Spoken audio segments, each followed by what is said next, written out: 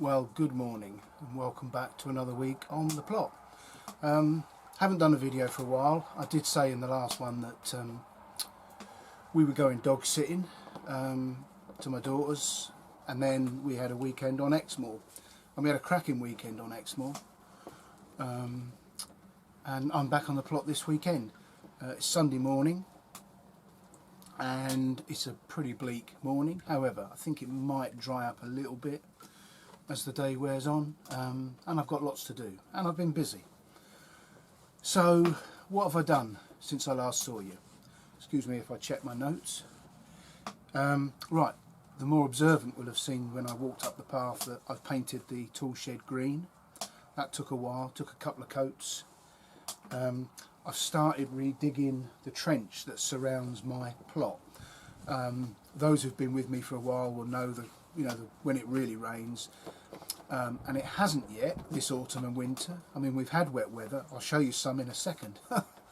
But it hasn't been persistent over a prolonged period. So the ditch that I have that feeds the water away from my plot hasn't actually really filled this year yet. But it will eventually, it'll come. And of course it silts up. And I dug it a couple of years ago now. So I'm busy starting at the bottom end and I'm working my way up. Again, a very unglamorous job, but it's a necessary one. So that's an ongoing project. Oh, yeah, Cheryl was so impressed with the Venetian blind that we bought for my tool shed that she bought me a second one. So both sheds now have the Venetian blind. And one of the ladies on the plot gave me a piece of net curtain when I first got this shed, and that's been absolutely fine and I've got no problem. But I have to say, when you get here in the morning or in the afternoon when I get here and you open up the blind and you can see clearly through the window, it does make hell of a difference. These little tiny details which may seem mundane really do make a difference, so I'm very pleased with that. In fact, Cheryl's so impressed she's thinking of buying me one for the garden shed when we get one, so that'll be good.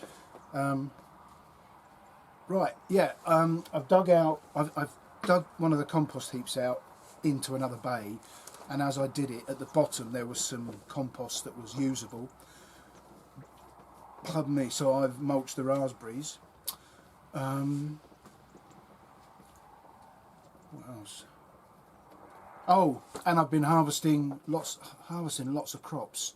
So what have we been harvesting from the winter crops? I'm still getting carrots, lots of them. Brussels sprouts, obviously. I've got a bed full of Brussels sprouts, so we're eating them now. The leeks, I'm digging out the rest of the leeks today. They don't look particularly in good health. But they're all coming out, and Cheryl will cook some with our Sunday dinner tonight, and what she doesn't cook will go in the freezer. Yeah, what else? Parsnips. The parsnips are fantastic. Again, the carrots and the parsnips, if you don't know, have all been grown in tubs above the ground, so I can dictate the soil conditions. So, yeah. What have I got to do? Right, I've got to paint the inside of the tool shed door. I tell you, it's a glamorous life up here. I'm going to carry on digging out the trench.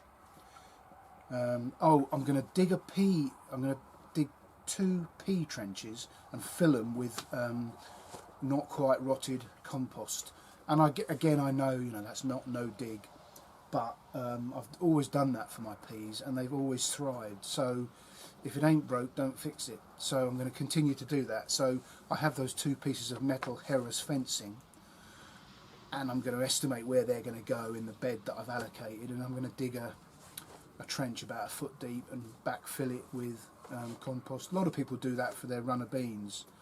I haven't done that, but I'm doing that for the peas, and I shall do that today, weather permitting. Oh, lots more hoeing. The beds are all a bit tatty.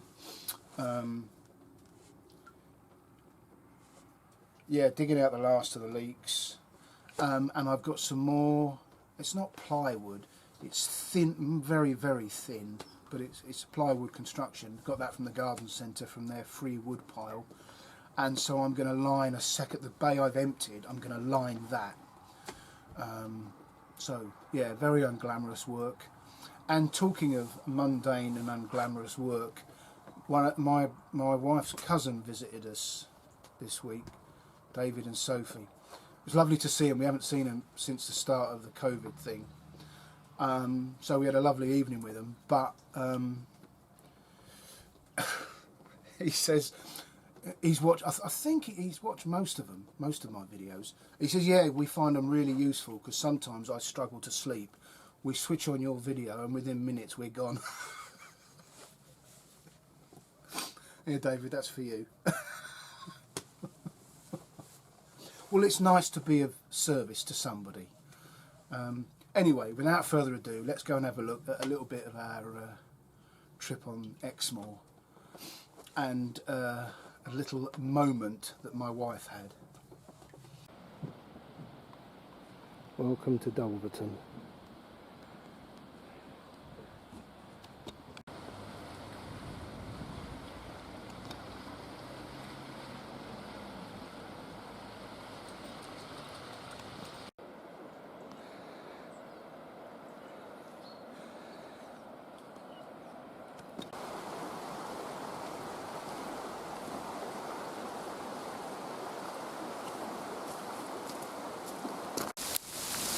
Oh, lovely. Hailstones. Perfect.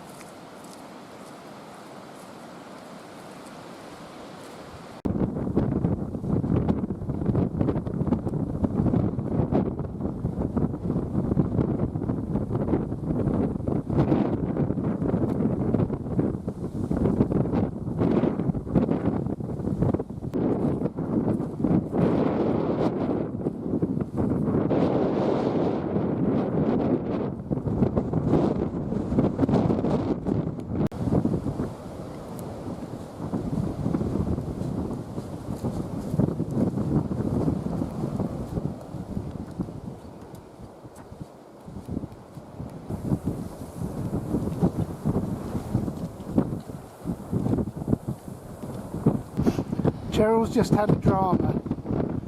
I would have liked to have stopped and videoed it, but she rather panicked and I had to I had to help. She was up to her knees. Past my knees, look. In a bog. It's not funny.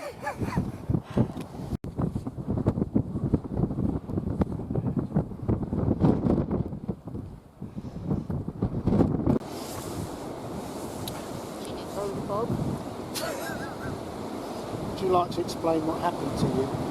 No.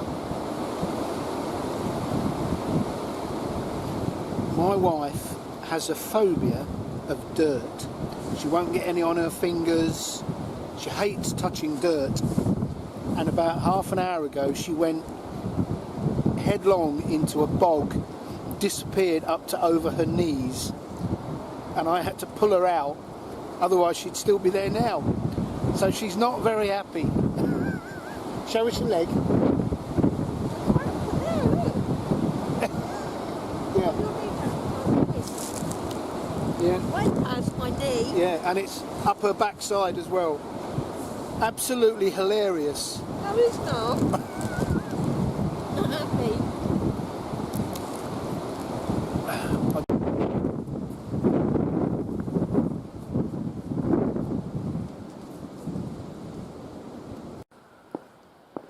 A campsite at night.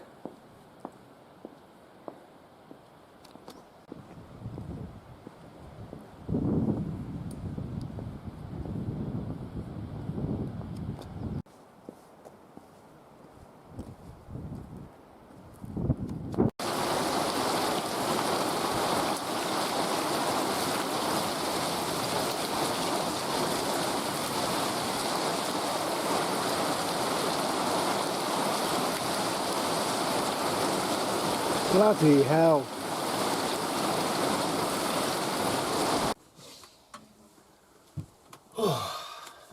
It's really dark and gloomy.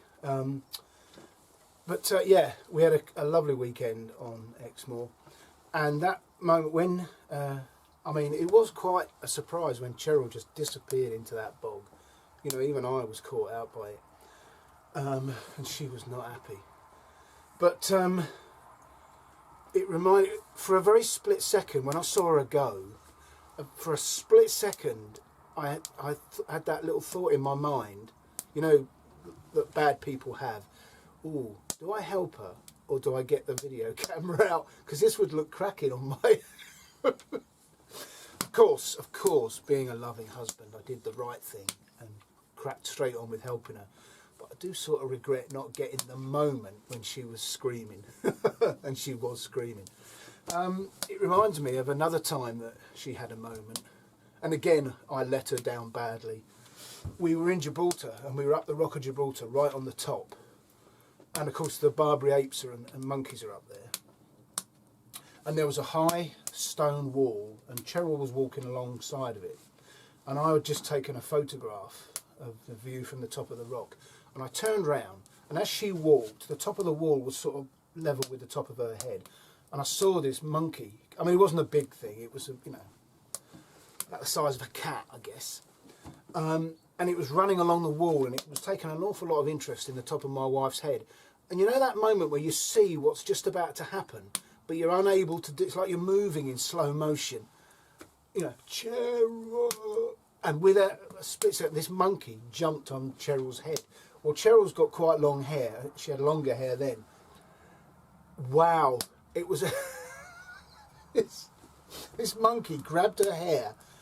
Cheryl realised what had happened, screamed, and instead of running to me, I mean, she was about, I don't know, 15, 20 feet away from me. Instead of turning and running to me, so I could grab the little sod and throw him off, I probably would have got bitten.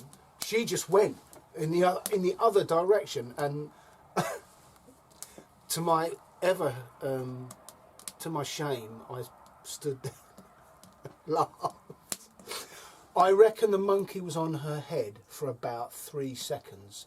Within 20 feet of running, screaming and going, you know, the monkey was off. There was nothing to be had there. There was no food, which is the only thing they seem to be interested in.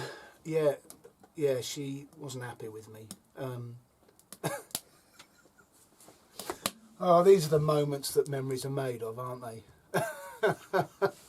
So this is my little makeshift bridge onto my plot from the golf driving range car park where Les lets me park in the winter, and there you can see the ditch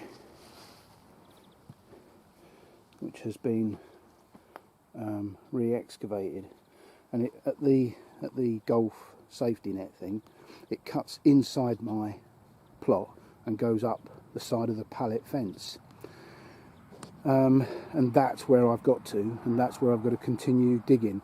And then it goes across the back of the plot, the other side of the sheds. Unfortunately there, it's under the water butts, it's under the carrot tubs, it's under the bench. So I've got a bit of work to do there, but not sure yet whether I'll go to the extent of emptying all the water butts to lift them out and redig it, but we'll see. Well, here's a bit of trivia that I didn't know until this week.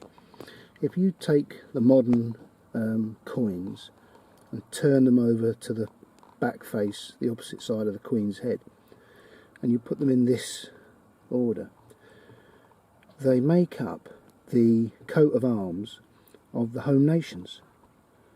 So you've got the top left, you've got the English flag, top right you've got the Scottish, then you've got the Irish harp, and the 5 pence in the middle is like a quarter of, you know, of each flag. That's fascinating. I never knew that. There, bit of culture. Don't get that anywhere else. Right, it's only one coat. I'll have to do another, but let's move on to something else.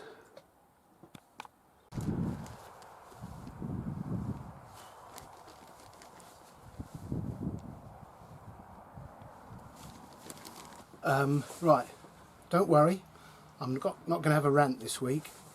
I'm all ranted out, I think.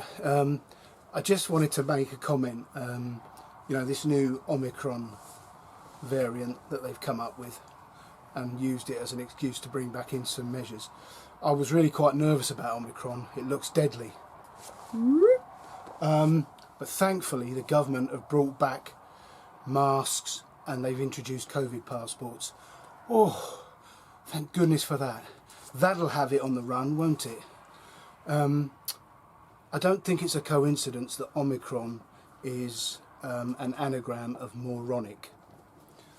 But I heard a funny story this week. I listen occasionally to a little bit of talk radio because unlike the mainstream media, they look at both sides of the argument, and lots of the politicians don't like going on talk radio because they tend to ask them all the questions that the mainstream media don't. Like, can you show me some evidence for what you're doing? Things like that, you know, you think might be the sort of question you should ask. But one of their listeners phoned in and said, because they were asking for, on the day the masks came back in, they said, has anyone got any stories about it? Are people complying? Are they wearing them? And so on and so forth. And this member of the public rang in and said he was stood with his dog outside a newsagent or a sweet shop on the day the masks came back in, and some older teenagers came along, obviously to go and buy some Coke and sweets and stuff like that. And there was about 12 of them, he counted. And he said the first two put masks on, went in the shop. About 2 or 3 minutes later, they came back out with their stuff, took their masks off, passed it to the next two. The next two put the same masks on, went in the shop, and so on until all 12 had been in the shop using 2 masks. I thought that was fantastic.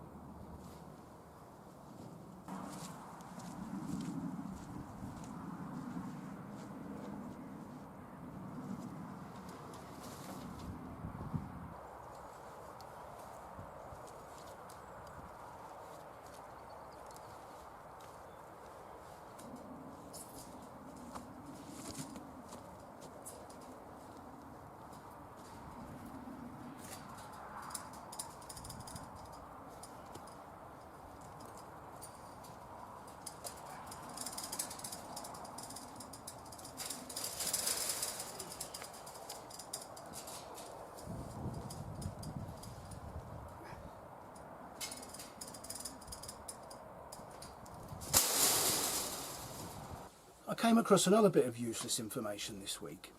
For some reason on my YouTube page up came a thing about dog behaviour. I haven't got a dog. But anyway, I clicked on it because I don't know why, but anyway, it had a thing about why dogs do that. We've had 2 dogs in the past and they both did it, and I've observed other people's dogs doing this. Just before they poo, they circle. You know, it's almost like they're indecisive, but turns out that scientists have looked at this. You know, scientists look at everything, don't they? And there are 3 reasons why dogs circle like that. The first one is that they're looking for predators. And of course, you know, in Great Britain, that's not really necessary, but it's an instinct in them. And they're looking for scorpions and snakes, because obviously when they squat to poo, they're at their most vulnerable. I mean, aren't we all? So they're actually checking the ground for predators. The second one is that, I didn't know this, in their paws they have scent glands. So what they're doing is they're firming down the ground, and as with all scat or poo, they're marking their territory. And then the third one, and this is the one that really fascinates me, I'm not convinced by this yet, and I'd like somebody to prove it for me if they've got a dog, is that scientists have discovered that dogs tend to poo or face along the north-south axis, and they don't know why they do that. I was almost blown away. I thought, really? I mean, you ask most people which direction is north, and they haven't got a clue. I mean, most people don't even know there is a north, let alone where it is. But dogs poo on the north-south. So if you have a dog, Carl, the next time you're out, I would ask Charlotte, but she wouldn't know what north is. Would you check that for me and give me some feedback? Do dogs really, when they stop to poo, do they do so facing north or south? It's quite interesting.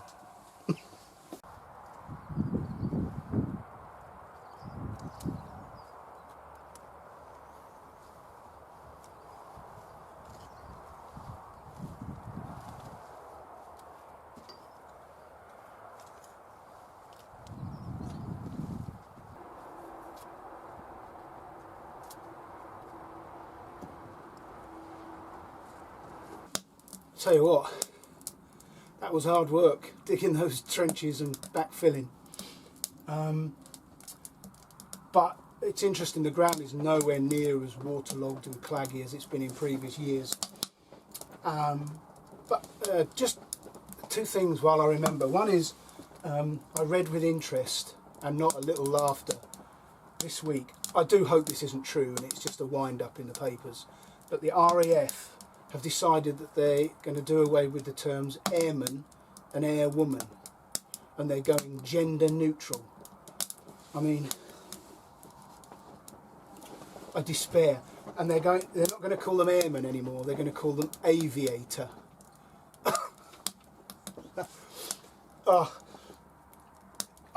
Actually, probably for the first time in my adult life, I feel some sympathy for RAF personnel. That they are going to have the mickey taken out of them ruthlessly. I mean, aviator as a rank. Really? Anyway, that's enough of that. And the second thing was I was talking to one of my customers this week and lamenting this, this constant up and down of restrictions and limiting our lives. And I mean, I really feel for businesses. If you're trying to run a business, a nightclub or a pub, words fail me. Anyway, she said, "Oh, Martin, the government is just trying to keep us safe." And it brought to mind a phrase I heard recently, and the phrase was, "The sheep spends its whole life being scared of the wolf, when in actual fact it's the shepherd that slits its throat." Sound like Yoda. And I think that's really profound. I think people have lost the ability to identify and manage risk. Everybody thinks it's COVID that they've got to be scared of. And I think it's the government. It wasn't a rant, was it?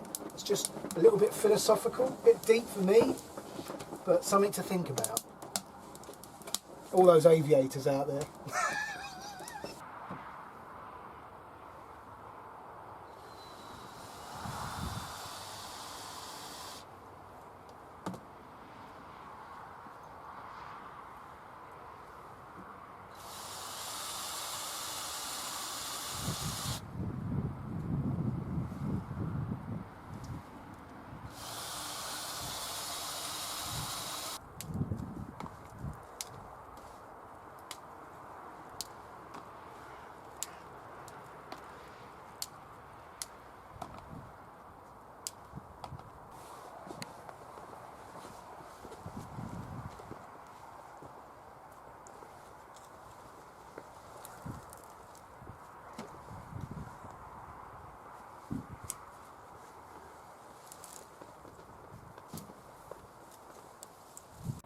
Well, that's all the leeks. No more leeks in the ground. Very pleased with that. So leeks, carrots, Brussels sprouts and some parsnips already at home for tea tonight. Perfect.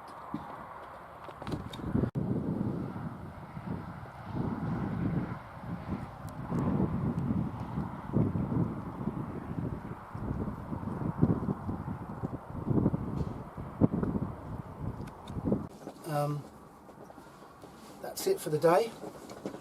Really pleased. All those jobs I wanted to do, I've done. The ditch, which is quite difficult because you've got to lift all the roof slates away, dig it through, and then I'm coming up to the timber that I keep there. I find it boring and hard work. So all I'm doing is 2 pallets length at a time, and then I go on to something else. So that will be ongoing, and I shan't bore you with it again. So yeah, very good day. Nice little crop to take home. One last thing.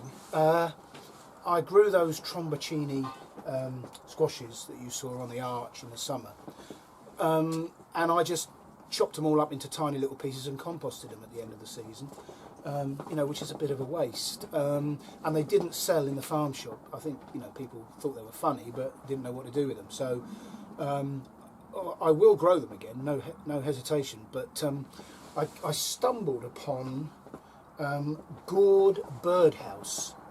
Gourd as in, pumpkins and so on. And then this variety is called birdhouse, and it's sold by Premier Seeds in the UK. And if you imagine a very large pear, the shape of a pear, but a squash, so it's quite big, slightly bigger than a normal butternut. It's an American thing. It's quite popular in America by all accounts, having looked on YouTube. What they do is they dry them out at the end of the season in the autumn, allow them to dry, and then they drill a hole a bit bigger than a 50p piece, and then they scoop with any kind of implement they can find. They scoop out the insides, and then they put a string on the stem, hang it in the trees, and birds use it, as the name suggests, as a birdhouse. I think that's quite novel. I can see that selling in the farm shop. It's just like I did with the mashed potato squash. I put a laminated sheet to explain what it was and how you cooked it, and they sold like hot potatoes. And I shall do the same with gourd birdhouse. I think it's quite a novel idea, and I'll grow it on the arches again so that it's a feature. So yeah, if you're interested, look on the internet. In America, in the autumn, they have all sorts of festivals and exhibitions.